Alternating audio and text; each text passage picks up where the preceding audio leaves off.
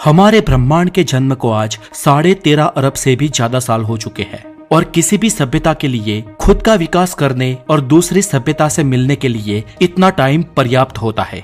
ऊपर से इस ब्रह्मांड में 2 ट्रिलियन से भी ज्यादा गैलेक्सीज है, खरबों तारे हैं और न जाने कितने हैबिटेबल जोन हो गए, हैबिटेबल प्लैनेट्स हो गए।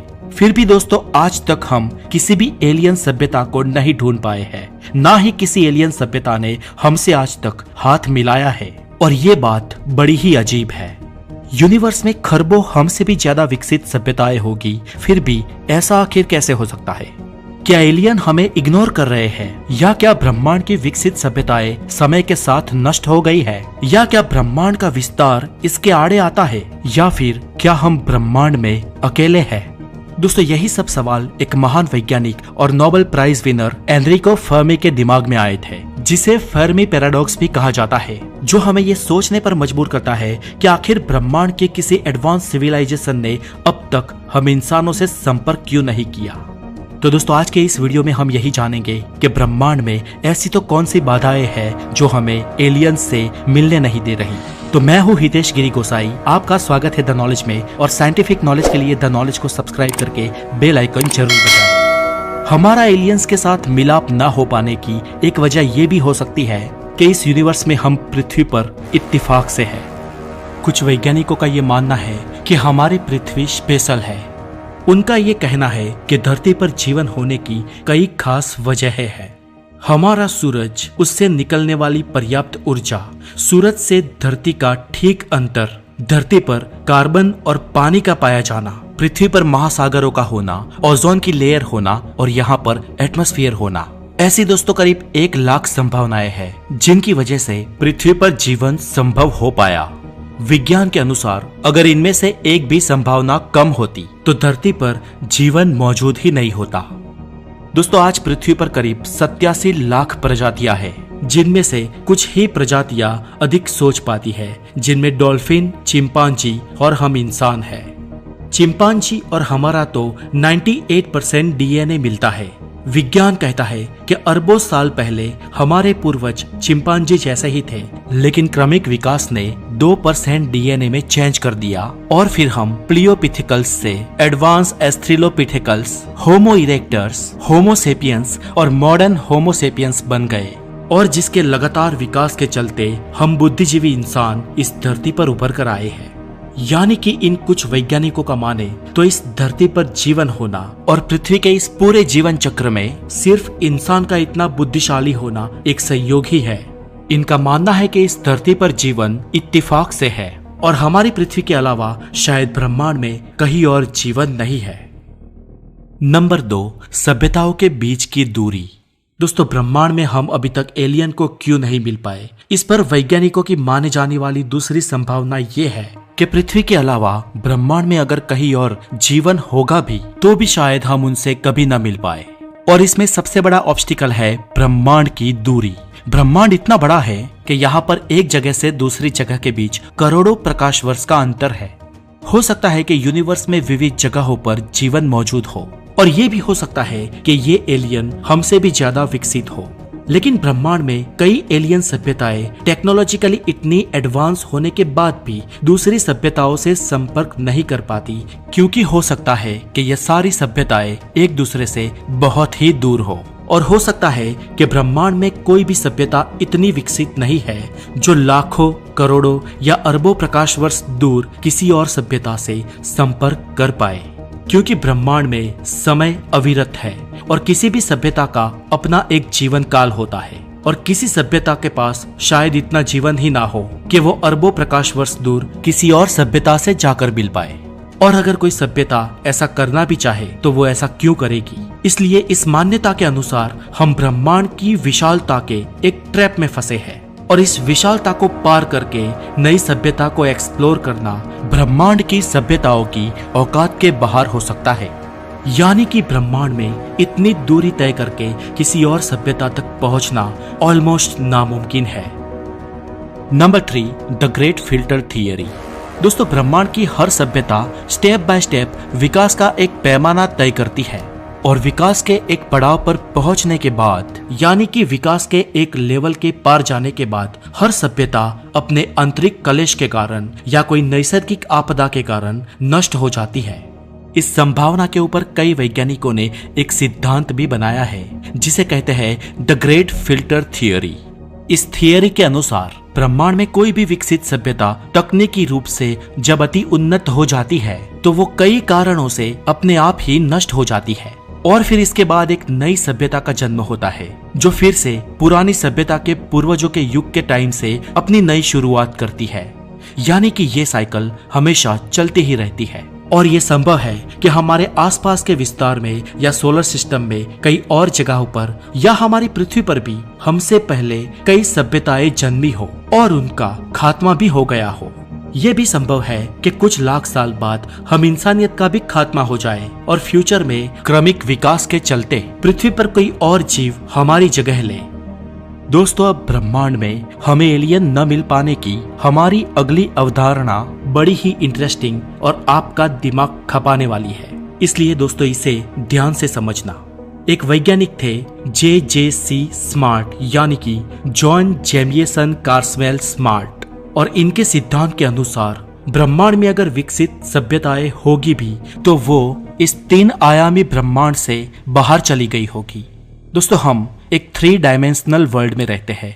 हमारा 3 डायमेंशनल भौतिक ब्रह्मांड करीब 13.8 अरब साल पुराना है और ब्रह्मांड में गैलेक्सीज का निर्माण भी अरबों साल पहले शुरू हो गया था।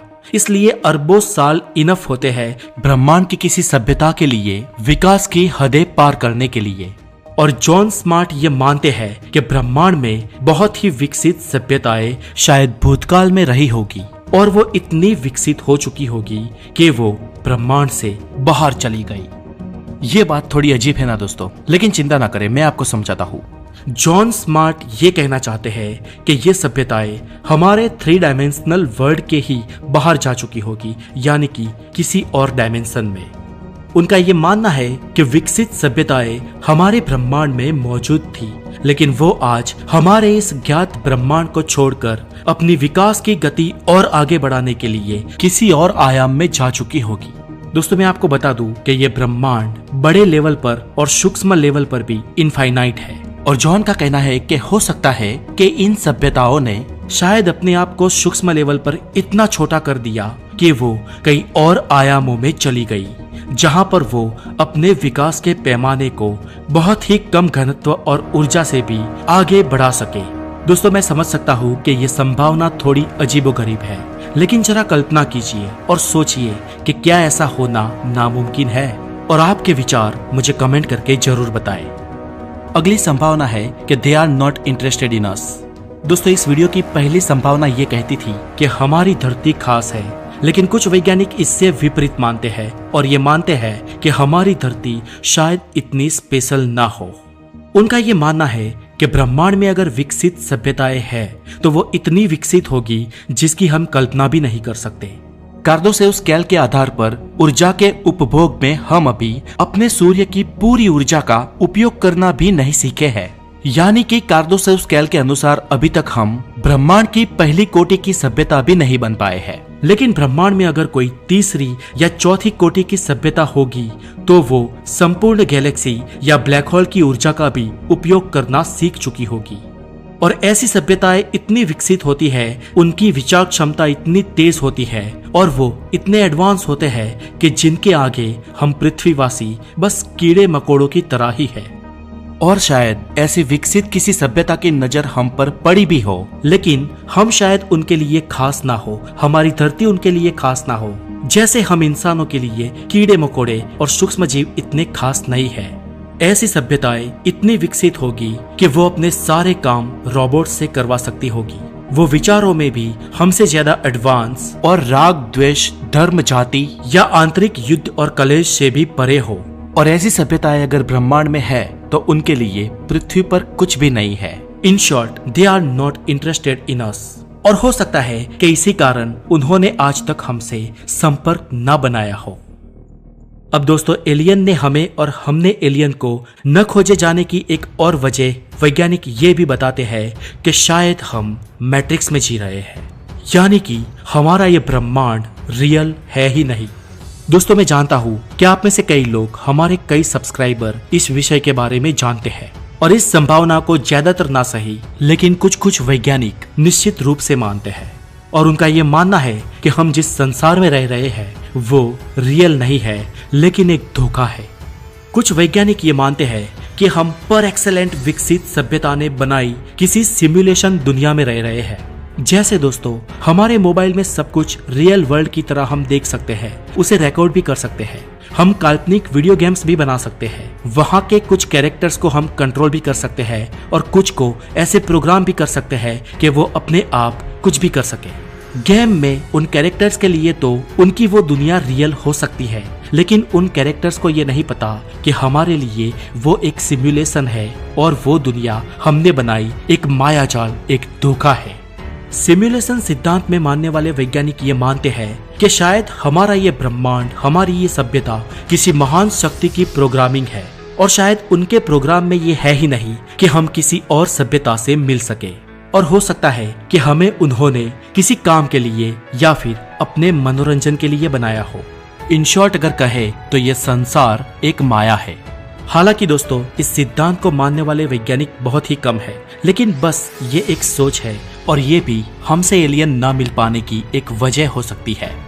Different form of aliens. दोस्तों अब तक हमें ब्रह्मांड में एलियन की मौजूदगी के कोई सबूत नहीं मिले हैं। इसका कारण ये भी हो सकता है कि शायद हम एलियंस को समझ ही ना पाए हो सकता है कि वो किसी और रूप में, किसी और फॉर्म में हो। हम ब्रह्मांड में एलियंस के लिए रेडियो सिग्नल्स भेजते हैं पर शायद वो रेडियो सिग्नल्स का उपयोग ही ना करते हो सकता है कि उन्होंने किसी डिफरेंट माध्यम से, यानी कि ग्रेविटेशनल वेव्स या न्यूट्रिनो के द्वारा या किसी ऐसी चीज के द्वारा हम तक संदेश भेजे हो जिसे हम डिकोड ही ना कर पाए हो। या ये भी हो सकता है कि एलियन हमारे आसपास ही मौजूद हो लेकिन शायद हम उन्हें समझ ना पाए हो।